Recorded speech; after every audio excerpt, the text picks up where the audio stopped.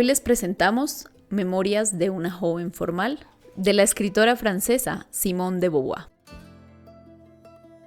Fue una destacada filósofa, escritora y feminista francesa, conocida por su influencia en el existencialismo y su obra fundamental, El segundo sexo. En su enfoque existencialista, Beauvoir destaca la importancia de la libertad y la responsabilidad individual. Argumenta que las personas deben tomar decisiones auténticas y comprometerse con sus elecciones, reconociendo la responsabilidad de sus acciones en la creación de su propia existencia. Además, Beauvoir contribuyó al existencialismo al explorar la noción de la mujer en sí y la mujer para sí, criticando la idea de que las mujeres son simplemente una variante de la existencia masculina. Su trabajo influyó significativamente en la teoría feminista, la filosofía existencialista y la comprensión de la libertad individual. Primera parte. Nací a las 4 de la mañana, el 9 de enero de 1908, en un cuarto con muebles barnizados de blanco que daba al Boulevard Raspail. En las fotos de familia tomadas el verano siguiente, se ven unas señoras jóvenes con vestidos largos, con sombreros empenachados de plumas de avestruz, señores con sombreros de paja y panamás que le sonríen a un bebé. Son mis padres, mi abuelo, tíos, tías y soy yo. Mi padre tenía 30 años, mi madre 21 y yo era la primogénita. Vuelvo una página del álbum. Mamá tiene entre sus brazos un bebé que no soy yo. Llevo una falda tableada, una boina. Tengo 2 años y medio y mi hermana acaba de nacer. Sentí celos, según parece, pero durante poco tiempo. Por muy lejos que vayan mis recuerdos, me sentía orgullosa de ser la mayor, la primera. Disfrazada de Caperucita Roja, llevando en mi cesta una torta y un tarro de mantecada, me sentía mucho más interesante que un lactante preso en su cuna. Tenía una hermanita, pero ese angelote no me tenía a mí. De mis primeros años solo encuentro una impresión confusa, algo rojo y negro y cálido. El apartamento era rojo el alfombrado, el comedor Enrique II, la seda estampada que tapaba las puertas de cristal, y en el escritorio de papá las cortinas de terciopelo, los muebles de ese antro sagrado que eran el peral ennegrecido. Yo me acurrucaba en el nicho que se abría bajo el escritorio y me enroscaba en las tinieblas. Estaba todo oscuro. Hacía calor y el rojo de la moqueta gritaba dentro de mis ojos. Así pasó toda mi primera infancia. Yo miraba, palpaba, aprendía el mundo a cubierto. Le debía a Luis la seguridad cotidiana. Ella me vestía por la mañana, me desvestía de noche y dormía en el mismo cuarto que yo. Joven, sin belleza, sin misterio, puesto que solo existía, y eso al menos yo creía, para velar sobre mi hermana y sobre mí. Nunca elevaba la voz, nunca me reprendía sin motivo. Su mirada tranquila me protegía mientras yo jugaba con la arena en el Luxembourg. Mientras acunaba a mi muñeca Blondie bajada del cielo una noche de Navidad con el baúl que contenía su ajuar. Al caer la noche se sentaba junto a mí, me mostraba imágenes y me contaba cuentos. Su presencia me resultaba tan necesaria y me parecía tan natural como la del suelo bajo mis pies. Mi madre, más lejana y más caprichosa, me inspiraba sentimientos amorosos. Yo me instalaba sobre sus rodillas, en la dulzura perfumada de sus brazos y cubría de besos su piel de mujer joven. A veces, de noche aparecía junto a mi cama, hermosa como una aparición, con su vestido de muselina verde, adornado con una flor malva o con un centellante vestido de lentejuelas negras. Cuando estaba enojada, me miraba con ira. Yo temía ese fulgor tempestuoso que afeaba su rostro. Tenía necesidad de su sonrisa. A mi padre lo veía poco. Se iba todas las mañanas a la audiencia, llevando bajo el brazo un portadocumentos lleno de cosas intocables llamadas expedientes. No llevaba ni barba ni bigote, sus ojos eran celestes y alegres. Cuando volvía al anochecer, le traía a mamá violetas de Parma. Se besaban y reían. Papá también reía conmigo, me hacía cantar «Era un auto gris» o «Tenía una pierna de madera». Me dejaba boquiabierta sacando de mi nariz monedas de un franco. Me divertía y me alegraba verlo ocuparse de mí. Pero no tenía en mi vida un papel muy definido. La principal función de Luis y de mamá era alimentarme. Su tarea no siempre era fácil. Por la boca, el mundo entraba en mí más íntimamente que por mis ojos y mis manos. Yo no lo aceptaba entero. Las insulsas cremas de trigo, las sopas de avena, las pastas lechosas me arrancaban lágrimas. Las grasas untuosas, el misterio blanduzco de los mariscos me sublevaba. Sollozos, gritos, vómitos. Mis repugnancias eran tan obstinadas que renunciaron a combatirlas. En cambio, aprovechaba apasionadamente el privilegio de la infancia para quien la belleza, el lujo, la felicidad son cosas que se comen. Ante las confiterías de la Rue Bavent, quedaba petrificada, fascinada por el brillo luminoso de las frutas confitadas, los oscuros reflejos de los dulces de la fruta, la flor abigarrada de los caramelos ácidos, verde, rojo, naranja, violeta. Yo codiciaba los colores por sí mismos, tanto como el placer que me prometían. A menudo tenía la suerte de que mi admiración terminara en placer. Mamá machacaba peladillas en un mortero, mezclando el polvo granulado a una crema amarilla. El color rosado de los caramelos se degradaba en matices exquisitos, hundía mi cuchara en una puesta de sol. Las noches en que mis padres recibían, los espejos del salón multiplicaban las luces de la araña de cristal, mamá se sentaba ante el piano de cola, una señora vestida de tul tocaba el violín y un primo el violonchelo. Yo hacía crujir entre los dientes la cáscara de una fruta confitada, una pompa de luz estallaba contra mi paladar con gusto de casis o de piña. Poseía todos los colores y todas las llamas, los chales, los diamantes, los encajes. Poseía toda la fiesta. Los paraísos donde brota la leche y la miel nunca me han seducido, pero el color dorado y caliente de las rebanadas de pan con mantequilla me atraía. Si este universo en que vivimos fuera totalmente comestible, ¿qué fuerza tendríamos sobre él? Adulta, hubiera querido comer las almendros en flor, morder en las peladillas del poniente. Contra el cielo de Nueva York, las luces de neón parecían golosinas gigantes y me sentí frustrada. Comer no era solamente una exploración y una conquista, sino el más serio de mis deberes. Una cucharada para mamá, una para abuelita. Si no comes, no crecerás. Me ponían contra la pared del vestíbulo, trazaban al ras de mi cabeza una raya que confrontaban con otras más antiguas. Tenía 2 o 3 centímetros más. Me felicitaban, yo me enorgullecía. A veces, sin embargo, me asustaba. El sol acariciaba el piso encerado y los muebles pintados de blanco. Yo miraba el sillón de mamá y pensaba, no podré sentarme sobre sus rodillas. De pronto, el porvenir existía y me transformaría en otra que podría decir yo, pero yo no sería ya la misma. Presentí todos los rompimientos, los renunciamientos, los abandonos y la sucesión de mis muertes. Una cucharada para abuelito. Sin embargo, comía y me enorgullecía de crecer. No deseaba seguir siendo un bebé. Debo haber vivido ese conflicto con intensidad para recordar tan minuciosamente el álbum donde Luis me leía la historia de Carlota. Una mañana Carlota encontró sobre una silla, junto a la cabecera de su cama, un huevo de azúcar rosada casi tan grande como ella. A mí también me fascinaba. Era el vientre y la cuna, y sin embargo, una podía comerlo. Como rechazaba cualquier otro alimento, Carlota se achicaba de día en día. Se había vuelto minúscula. Estaba a punto de ahogarse en una cacerola. La cocinera la tiraba por descuido en el cubo de la basura. Una rata se la llevaba. La salvaban, asustada, arrepentida. Carlota comía tan glotonamente que se hinchaba como un odre. Su madre llevaba a casa del médico a un monstruo globo. Yo contemplaba con juiciosa apetencia las imágenes que ilustraba el régimen recetado por el doctor. Una taza de chocolate, un huevo pasado por agua, una costillita dorada. Carlota recobraba sus dimensiones normales y yo emergía sana y salva de la aventura que me habían reducido a feto y me habían transformado en matrona. Seguía creciendo y me sabía condenada al destierro. Buscaba auxilio en mi imagen. Por la mañana, Luis me enroscaba el pelo alrededor de un palo y yo miraba con satisfacción en el espejo mi rostro encuadrado de tirabuzones. Las morenas de ojos azules no son, según me habían dicho, una especie común. Y yo ya había aprendido a considerar preciosas las cosas singulares. Me gustaba a mí misma y me agradaba gustar. Los amigos de mis padres alentaban mi vanidad, me alababan cortésmente, me mimaban. Yo me acariciaba contra las pieles, contra los vestidos sedosos de las mujeres, respetaba más a los hombres, sus bigotes, su olor a tabaco, sus voces graves, sus brazos que me levantaban del suelo. Me importaba particularmente interesarles. Tonteaba, me agitaba, acechando la palabra que me arrancase de mis limbos y me hiciese existir de veras en el mundo de ellos. Una noche, ante un amigo de mi padre, rechacé con terquedad un plato de ensalada cocida. En una tarjeta postal, enviada durante las vacaciones, preguntó con ingenio, ¿le gusta a una Simón la ensalada cocida? La letra escrita tenía a mis ojos aún más prestigio que la palabra. Yo exultaba. Cuando volvimos a encontrarnos con el señor Dardel en el atrio de Notre Dame de Champs, yo esperé bromas deliciosas, intenté provocarlas. No hubo eco. Insistí, me hicieron callar. Descubrí con despecho lo efímero de la gloria.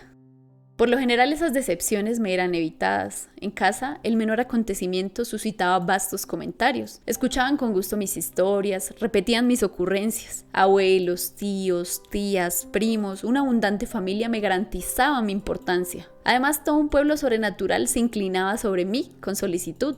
En cuanto supe caminar, mamá me llevó a la iglesia. Me había mostrado de cera, de yeso, pintadas sobre las paredes, imágenes del niño Jesús, de Dios, de la Virgen, de los ángeles, uno de los cuales estaba, como Luis, especialmente destinado a mi servicio. Mi cielo estaba estrellado en una constelación de ojos benévolos. En la tierra, la madre y la hermana de mamá se ocupaban activamente de mí. Mi abuela tenía mejillas rosadas, pelo blanco, llevaba pendientes de brillantes, chupaba pastillas de goma, duras y rondas como botones de botines, cuyos colores transparentes me encantaban. Yo la quería porque era vieja y quería a tía Lili porque era joven. Vivía en casa de sus padres como una niña y me parecía más cercana que los demás adultos. Rojo, calvo, la barbilla cubierta de una espuma grisácea, mi abuelo me hacía saltar concienzudamente sobre la punta de su pie, pero su voz era tan rugosa que uno nunca sabía si bromeaba o si rezongaba. Yo almorzaba en su casa todos los jueves, empanadillas, blanquet, flan con nata. Mi abuela me mimaba. Después de almorzar, el abuelo dormitaba en su sillón de tapicería y yo jugaba debajo de la mesa a juegos que no hacen ruido. Él se iba.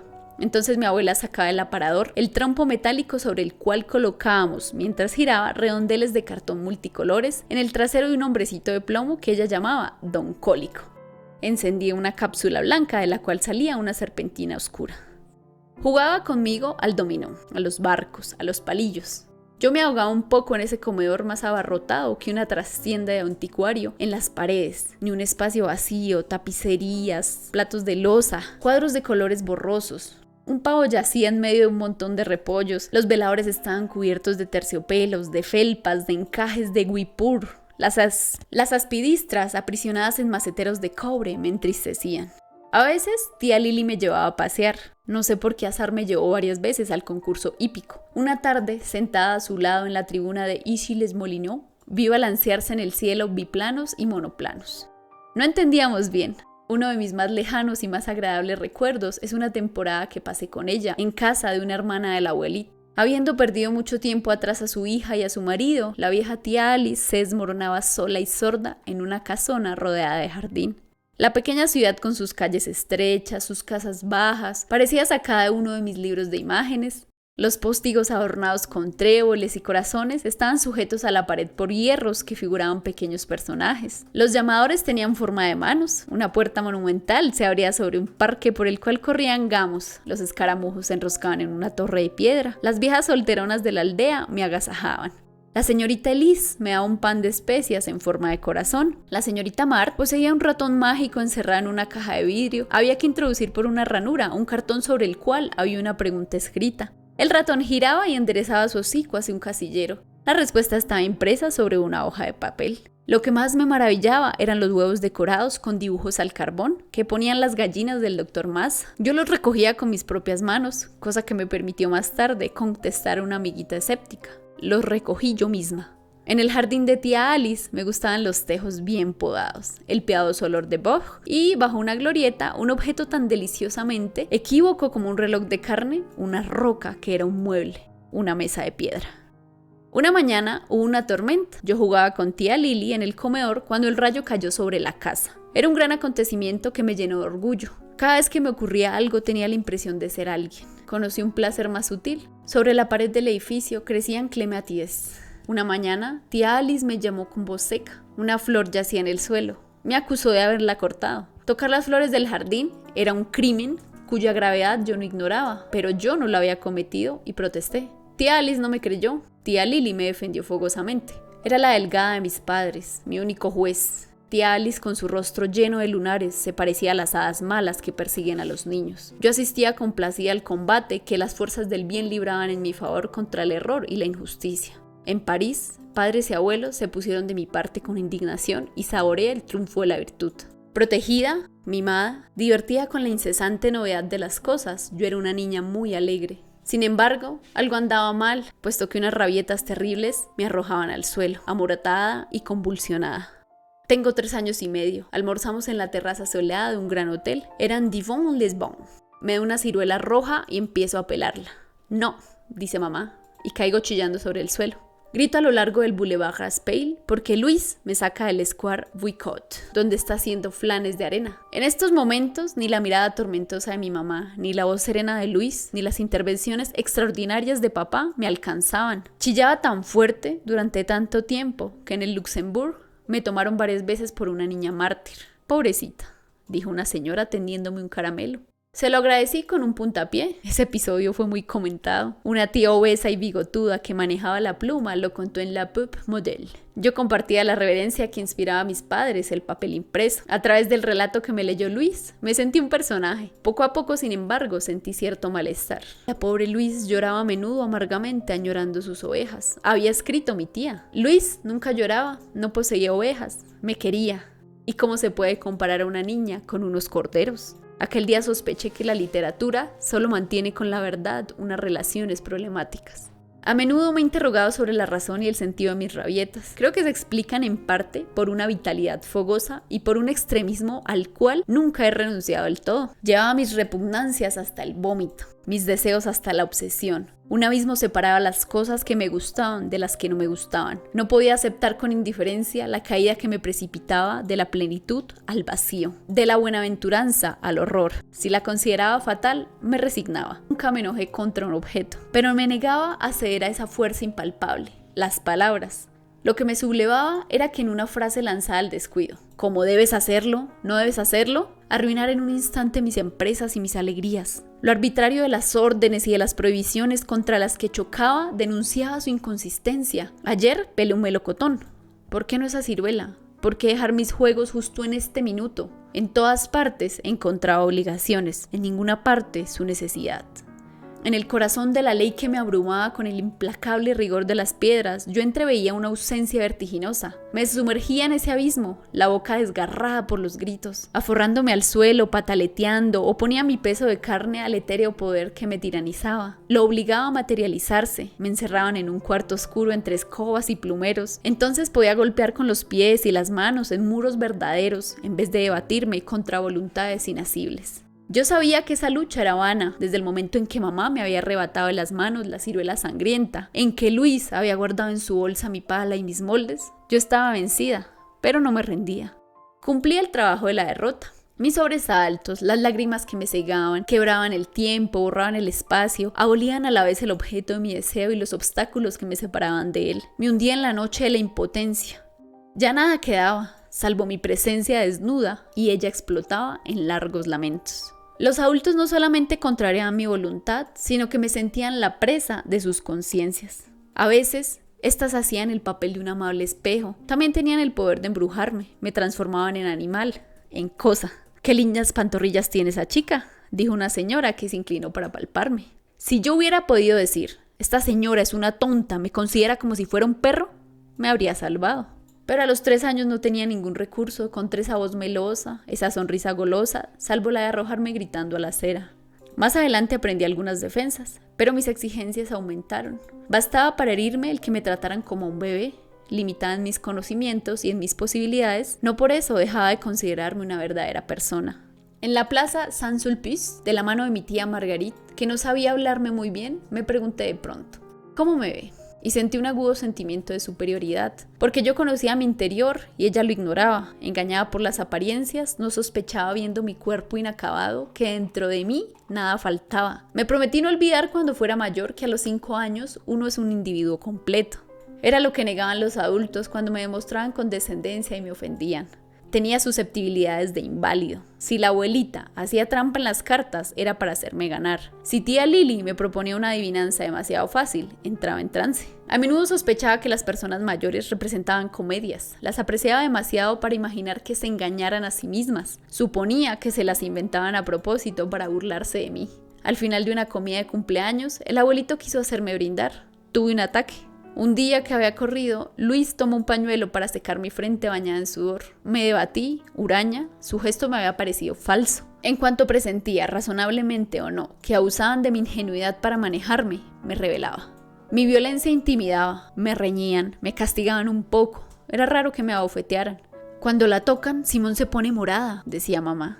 Uno de mis tíos, exasperado, se atrevió a hacerlo. Me quedé tan estupefacta que mi rabieta se paró en seco. Quizá hubieran logrado dominarme fácilmente, pero mis padres no tomaban mis iras por lo trágico. Papá, parodiando no sé a quién, se divertía en repetir: esta chica es insociable. También decían, no sin cierto orgullo, Simón es terca como una mula.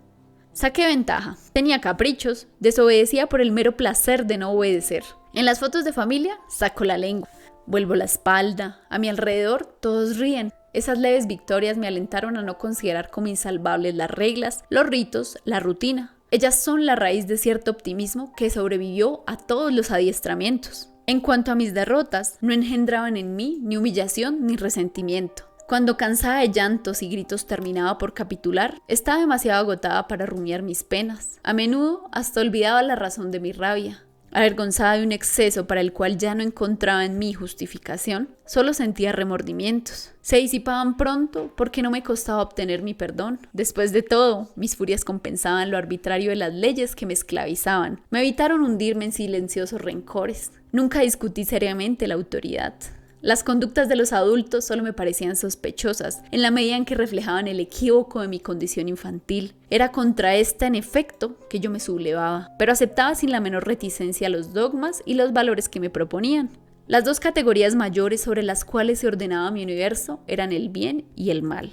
Yo moraba en la región del bien, donde reinaban indisolublemente unidas la dicha y la virtud. Tenía la experiencia de dolores injustificados, solía golpearme, lastimarme, una erupción me había desfigurado, un médico quemaba mis verrugas con nitrato de plata y yo gritaba. Pero esos accidentes se solucionaban pronto y no hacían tambalear mi credo. Las alegrías y las penas de los hombres corresponden a sus méritos.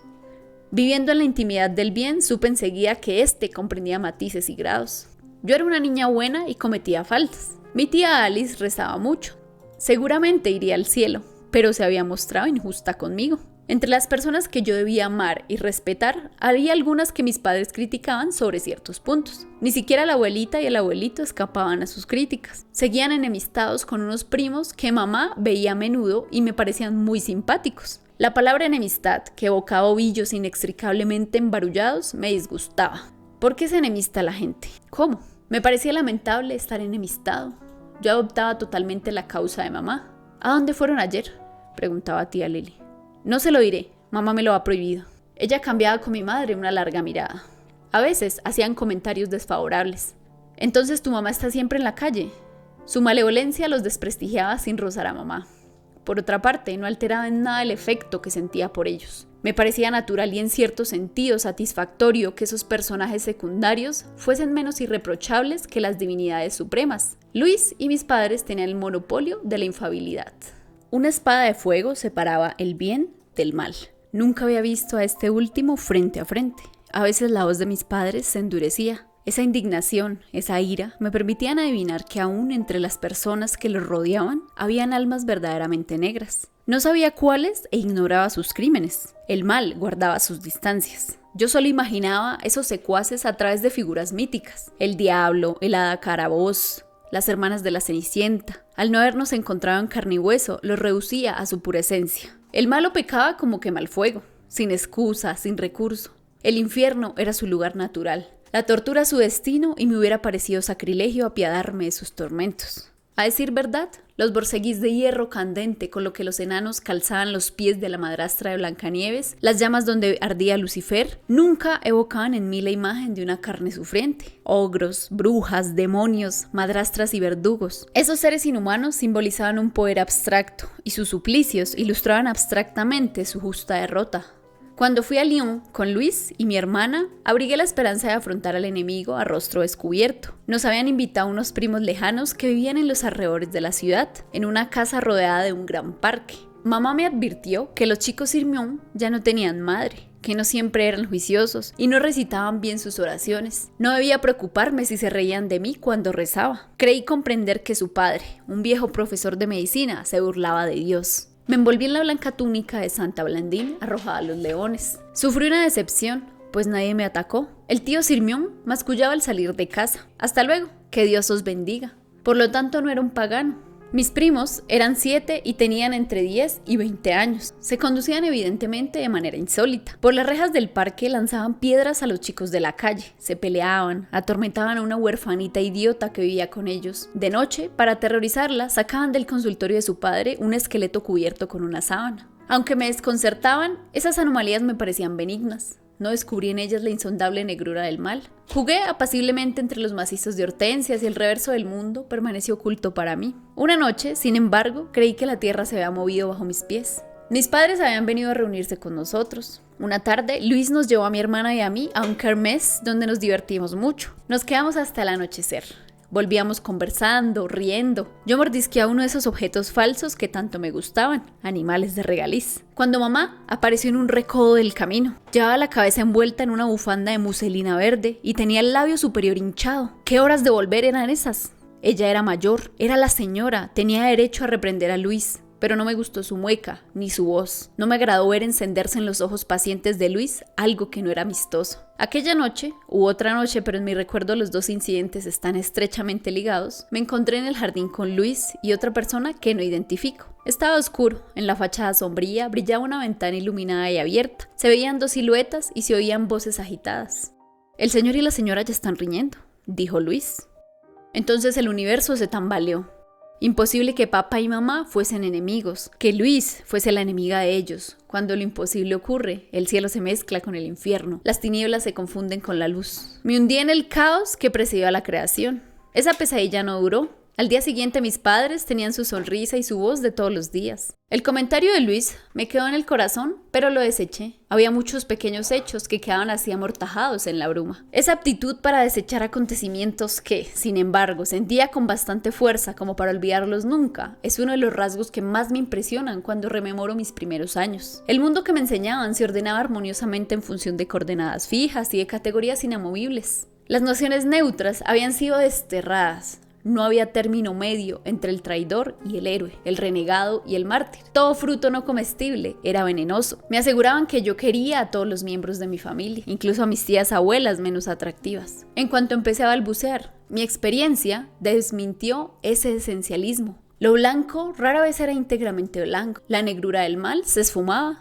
Solo percibía tonos grisáceos, pero en cuanto trataba de asir los matices indecisos, tenía que emplear palabras y me encontraba arrojada en el universo de conceptos de aristas duras. Lo que veía con mis ojos, lo que sentía de veras, mal que bien debía entrar en esos marcos. Los mitos y los clichés prevalecían sobre la verdad. Incapaz de fijarla, la dejaba deslizarse en la insignificancia. Puesto que no lograba pensar sin el auxilio del lenguaje, suponía que éste cubría exactamente la realidad. Estaba iniciada por los adultos, a los que consideraba depositarios de lo absoluto. Señalando una cosa, exprimían su sustancia, como se exprime el jugo de una fruta. Entre la palabra y su objeto, yo no concebía ninguna distancia donde pudiera deslizarse el error. Así se explica el que me hayan sometido al verbo sin crítica, sin examen y aun cuando las circunstancias me invitaban a dudar de él. Dos de mis primos y yo chupaban manzanas de caramelo. «Es una purga», me dijeron en tono burlón. Comprendí por el tono que se reían de mí. Sin embargo, la palabra se incorporó a los palitos blancos. Dejé de codiciarlos, pues me parecían un dudoso intermedio entre la golosina y la medicación. Recuerdo, sin embargo, un caso en el que la palabra no me arrebató mi convencimiento. En el campo, durante el verano, solían llevarme a jugar a casa de un primito lejano. Vivía en una casa hermosa, en medio de un gran parque, y yo me divertía bastante con él. «Es un pobre idiota», dijo una noche mi padre. Mucho mayor que yo, Sendri me parecía normal por el hecho de que me era familiar. No sé si me habían mostrado o descrito idiotas. Les atribuí una sonrisa babosa, ojos vacíos. Cuando volví a ver a Sendri, traté en vano de pegar esa imagen sobre su rostro. Quizá en el interior de sí mismo, sin tener la apariencia, se parecía a los idiotas, pero me resistía a creerlo. Impulsada por el deseo de cerciorarme y también por un oscuro rencor contra mi padre que había insultado a mi compañero de juegos, interrogué a su abuela. «¿Es verdad que Sendri es idiota?», le pregunté. «No», contestó con aire ofendido. Conocía bien a su nieto. ¿Era pues posible que papá se hubiera equivocado? Me quedé perpleja. No quería mucho a Sendri y el incidente, si bien me asombró, me conmovió poco. No descubrí la negra magia de las palabras hasta que me mordieron en el corazón. Mamá acaba de estrenar un vestido de color vistoso. «Luis», dijo a la criada de enfrente, «¿ha visto cómo se ha emperifollado la señora? Es una verdadera excéntrica». Otro día, Luis conversaba en el hall de entrada con la hija de la portera. 2 pisos más arriba, mamá sentada al piano cantaba. «Ah, otra vez la señora que chilla como un hurón», dijo Luisa. «Excéntrica, hurón». Esas palabras sonaban atrozmente en mis oídos. ¿Cómo desarmarlas? Contra las demás personas yo sabía defenderme, pero ella era la justicia, la verdad, y mi respeto me prohibía juzgarla. No hubiera bastado negarle su buen gusto. Para neutralizar su malevolencia, había que imputarla a un ataque de mal humor y por consiguiente admitir que no se entendía bien con mamá. En ese caso, una de las dos tenía la culpa. No, yo las quería ambas sin tacha. Me apliqué a vaciar de su sustancia las palabras de Luisa. Sonidos extraños me habían salido de su boca por razones que me eran ajenas. No lo logré completamente. En adelante, cuando mamá llevaba un vestido vistoso o cuando cantaba a voz en grito, solía sentir una especie de malestar. Por otra parte, sabiendo que no había que tomar en cuenta todas las palabras que decía Luis, ya no escuchaba del todo con la misma docilidad que antes. Dispuesta a esquivarme en cuanto mi seguridad me parecía amenazada, perseveraba complacida en los problemas en los que no presentía peligro. El del nacimiento me inquietaba poco. Primero me dijeron que los padres compraban a sus hijos. Este mundo era tan vasto y tan lleno de tantas maravillas desconocidas que muy bien podía haber una tienda de bebés. Poco a poco esa imagen se borró y me contenté con una solución vaga. Dios crea a los niños.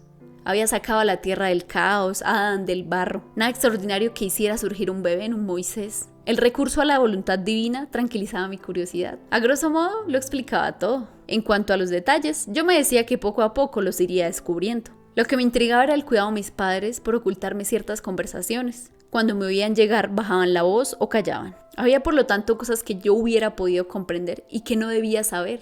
¿Cuáles? ¿Por qué me las ocultaban? Mamá prohibía a Luis que me leyera uno de los cuentos de Madame de Ségur. Me hubiera podido dar pesadillas. ¿Qué le ocurría a ese chico cubierto de pieles de animales que veía en los grabados? Los interrogaba en vano.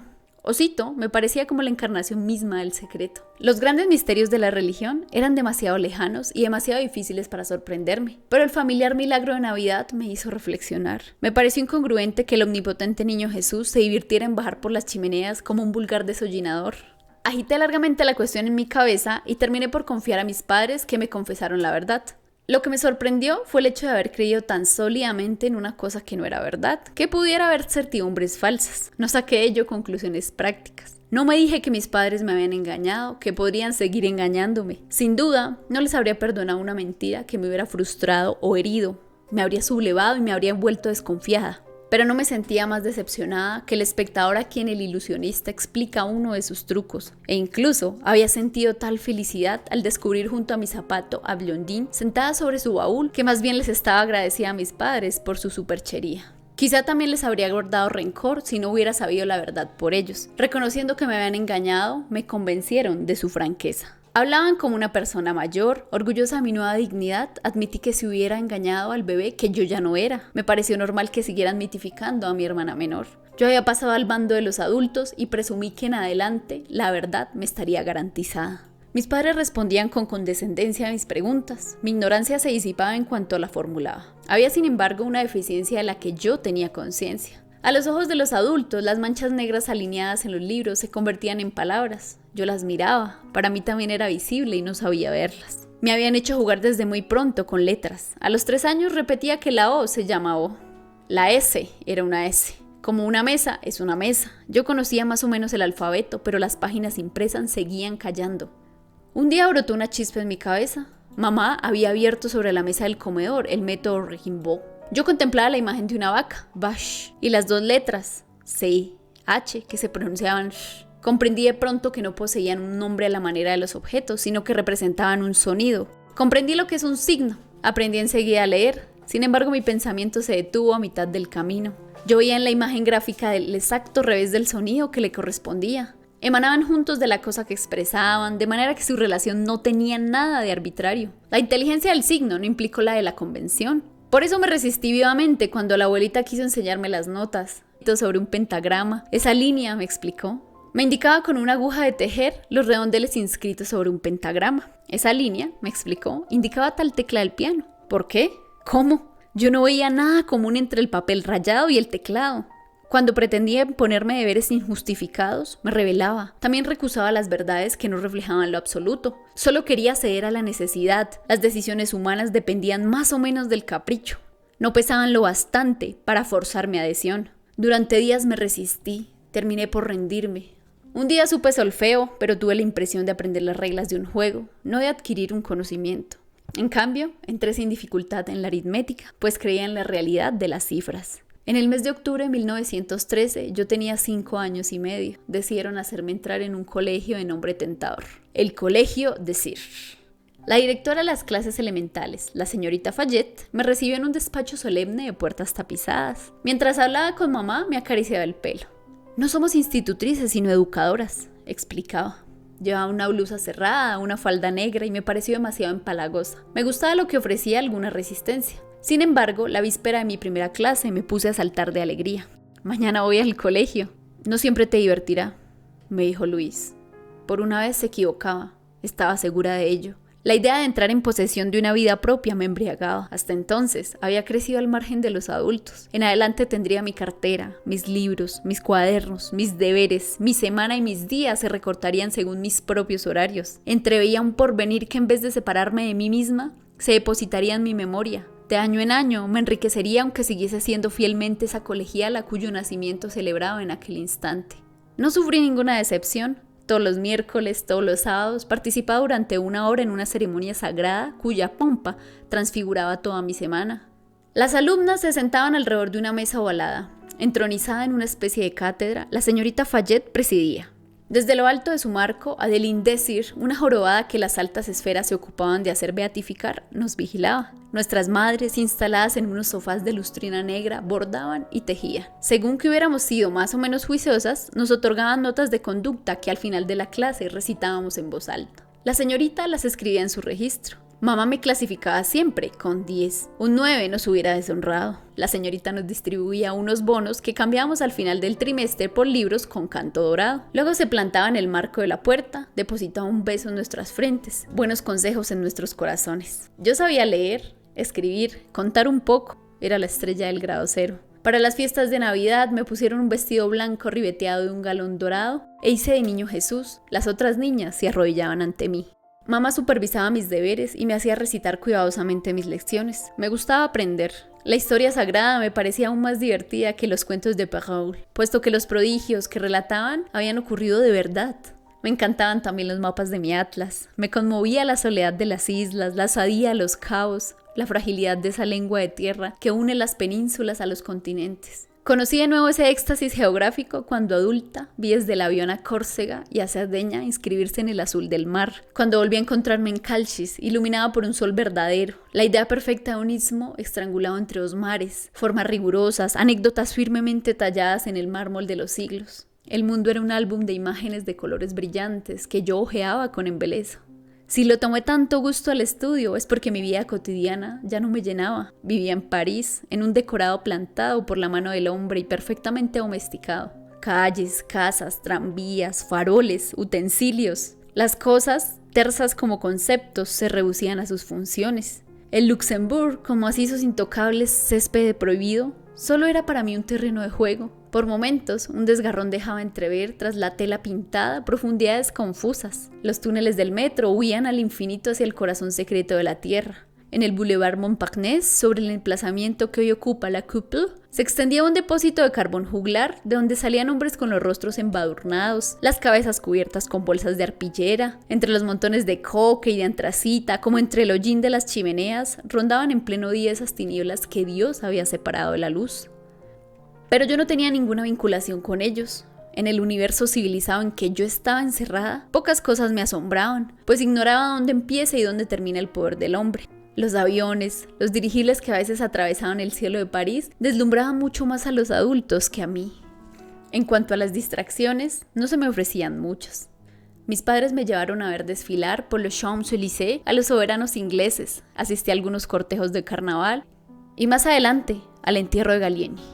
Asistí a las procesiones, visité iglesias, no iba casi nunca al circo, rara vez a los títeres. Tenía algunos juguetes que me divertían, muy pocos me cautivaron.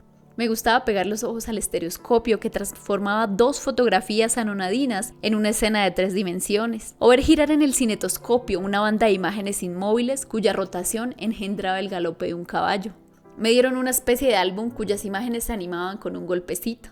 La niñita petrificada sobre sus páginas se ponía a saltar, el boxeador a boxear. juegos de sombra, proyecciones luminosas. Lo que me interesaba en todos los espejismos ópticos era que se componían y recomponían bajo mis ojos. En conjunto, las enjuntas riquezas de mi existencia de ciudadana no podían rivalizar con las que encerraban los libros. Todo cambiaba cuando salía de la ciudad y me llevaban entre los animales y las plantas a los innumerables recovecos de la naturaleza. Pasábamos el verano en el Lemosín con la familia de papá. Mi abuelo se había retirado cerca de Userge, en una propiedad comprada por su padre. Tenía patillas blancas, una gorra, la Legión de Honor. Tarareaba durante todo el día. Me decía el nombre de los árboles, de las flores y de los pájaros. Los pavos reales hacían la rueda ante la casa cubierta de glicinas y de begonias. En la pajarera yo admiraba a los cardenales de cabecita roja y a los faisanes dorados. Cortada por cascadas artificiales, florecida en nenúfares, la laguna inglesa, donde nadaban peces de colores, encerraba en sus aguas una isla minúscula que 2 puentes de troncos unían a la tierra. Cedros, wellingtonias, hayas rojas, árboles enanos del Japón, sauces llorones, magnolias, araucarias, hojas perennes y hojas caducas, macizos, zarzales, malezas. El parque rodeado de un cerco blanco no era grande, pero tan diverso que yo nunca terminaba de explorarlo. Lo abandonábamos a mitad de las vacaciones para ir a casa de la hermana de papá, que se había casado con un hidalgo de los alrededores. Tenían 2 hijos. Venían a buscarnos en un gran carruaje tirado por 4 caballos. Después del almuerzo de familia, nos instalábamos sobre los asientos de cuero azul con olor a polvo y a sol. Mi tío nos escoltaba a caballo. Al cabo de 20 kilómetros llegábamos a La Gruyère, el parque, más vasto y más salvaje que el de Mérignan, pero más monótono, rodeaba un desconchado castillo flanqueado de torrecillas y cubierto de pizarra. Tía Hélène me trataba con indiferencia. Tío Maurice, bigotudo, con botas, una fusta en la mano, tan pronto silencioso como enojado, me asustaba un poco. Pero yo me sentía a gusto con Robert y Madeleine, que tenían 5 y 3 años más que yo. En casa de mi tía, al igual que en casa de mi abuelo, me dejaban correr libremente por el césped y yo podía tocarlo todo. Cavando el suelo, amasando barro, quebrando hojas y corolas, lustrando castañas, reventando bajo mi tacón varias henchidas de viento, yo aprendía lo que no enseñan ni los libros ni la autoridad. Conocía el botón de oro, el trébol, el polemonio azucarado, el azul fluorescente de las hipómeas, la mariposa, la vaca de Sanatón, la luciérnaga, el rocío, las telas de araña y los hilos de la Virgen. Aprendí que el rojo del muérdago es más rojo que el del laurel cerezo o del cerval, que el otoño vuelve los melocotones dorados y cobrizos los follajes, que el sol sube y baja en el cielo sin que se pueda ver su movimiento. El derroche de colores, de olores, me exaltaba. En todas partes, en el agua verdosa de los estanques, en el oleaje de las praderas, bajo los helechos cortantes, en el hueco de los matorrales, se escondían tesoros que yo ardía por descubrir.